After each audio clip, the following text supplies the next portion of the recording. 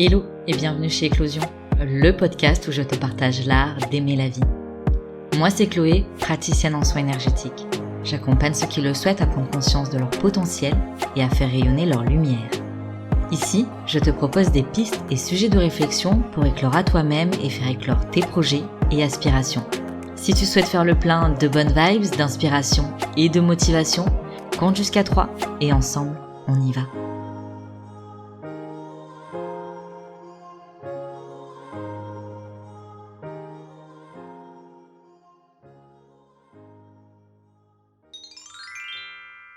Vivre le moment présent. Mais on fait comment pour vivre le moment présent? C'est quoi d'abord? Ne plus penser au lendemain, ne plus planifier? Nous vivons dans un monde où le temps est régi de façon linéaire. Passé, présent, futur. Le passé engendre le présent et le présent engendre le futur, pour résumer grossièrement. On fait comment alors pour être dans l'ici et maintenant, dans un monde où on nous apprend en premier à se projeter dans un futur, en nous demandant dès notre plus jeune âge « Tu veux faire quoi plus tard ?» T'as remarqué, on te demande ce que tu veux faire plus tard, mais pas tellement « T'aimes faire quoi maintenant ? C'est quoi qui te rend heureux là ?» Peut-être que c'est un peu pour ça qu'on a du mal avec le concept du moment présent, parce que c'est pas forcément quelque chose dont on nous apprend la valeur ni le sens. Mais aussi parce qu'on pense que le futur sera toujours meilleur. Alors que le meilleur, il s'offre déjà à nous dans chaque instant. Vivre l'instant présent, ça veut pas forcément dire que tu ne fais plus de plans pour l'avenir. Il existe une différence notable entre planifier l'avenir et vivre pour cet avenir, et planifier l'avenir et vivre pleinement chaque action qui te rapproche de cet avenir ou de ton projet. Je sais pas si tu te rappelles, mais dans l'épisode 10, je te parlais des différents axes de l'être humain. Un axe vertical, entre terre et ciel, un axe horizontal, entre passé et futur, et un axe latéral pour la polarité féminine et masculine. Ici, on va prendre cet axe horizontal. Quand je vis pour l'avenir, je suis à l'extrémité de cet axe, je vis donc dans un instant qui n'est pas encore là et auquel je rêve. À l'inverse, quand je vis dans les regrets de ce que je n'ai pas fait, de ce que j'aurais dû faire, en me réimaginant les scènes et en tentant de créer un nouveau scénario, je vis dans le passé. En fait, on pourrait presque dire qu'à partir du moment où on commence à monter un scénario, on est partout, sauf dans le moment présent. Vivre le moment présent se résumerait pour moi comme une invitation à poser pleinement notre conscience dans ce qu'on fait ici et maintenant. Presque même sans se soucier de ce que ça deviendra dans le futur ou de ce qu'on en pensera quand ça sera passé.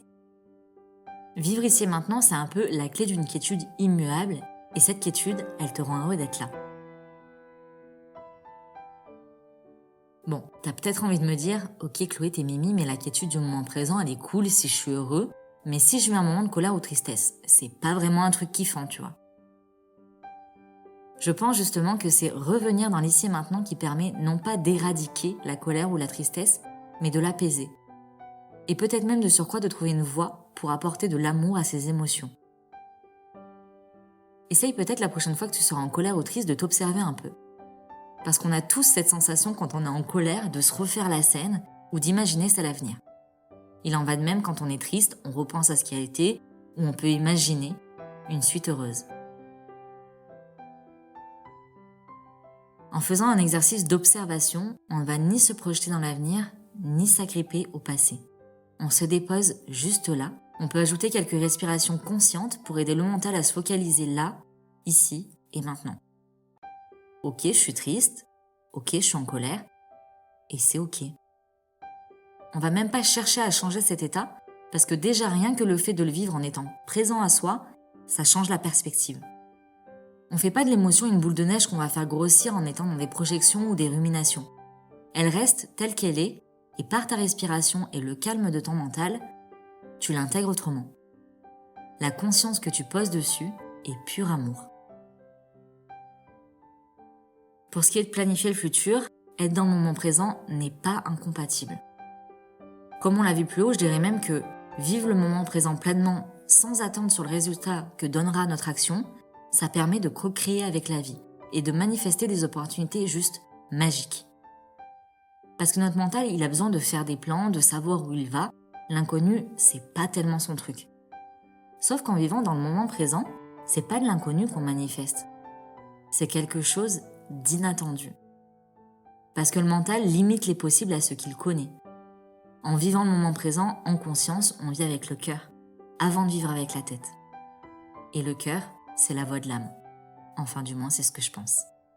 L'âme connaît le « I'm possible », je suis les possibles, alors que le mental connaît « impossible ». I am possible. Désolée pour mon accent anglais. Jean Domerson disait que tout le meilleur du monde est dans l'inattendu. Et personnellement, je suis tout à fait d'accord avec lui. Vivre le moment présent, c'est un peu se laisser porter par le flot, sans se soucier d'où le courant va nous mener. Et de nous émerveiller devant les surprises de cette fabuleuse aventure qu'est la vie. Quand bien même ces surprises peuvent sembler de prime abord foireuses. Les surprises foireuses cachent la connaissance de soi et des enseignements précieux. Vivre le moment présent, c'est accueillir ses émotions, ses pensées, sans les juger.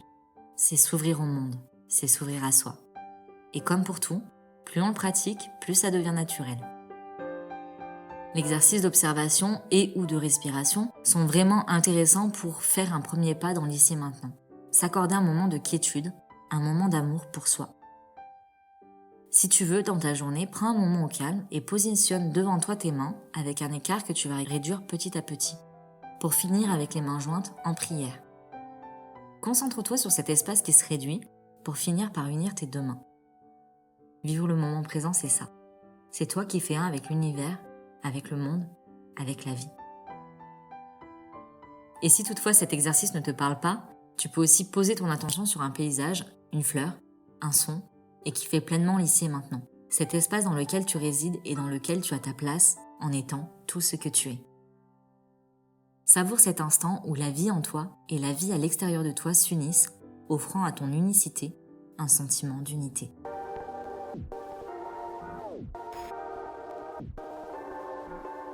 Et voilà, c'est déjà la fin de cet épisode, j'espère qu'il t'aura plu et surtout qu'il t'aura inspiré. Si tu souhaites découvrir un peu plus de mon univers ou prolonger l'aventure, tu peux t'abonner à mon compte Instagram eclos.si.ion. Je sais, c'est pas le nom le plus simple, du coup tu peux aussi le retrouver dans la barre de description. Dans tous les cas, on se donne rendez-vous la semaine prochaine pour un nouvel épisode et d'ici là, je te souhaite une belle semaine et t'envoie full love sur ton joli cœur de doué. Prends soin de toi.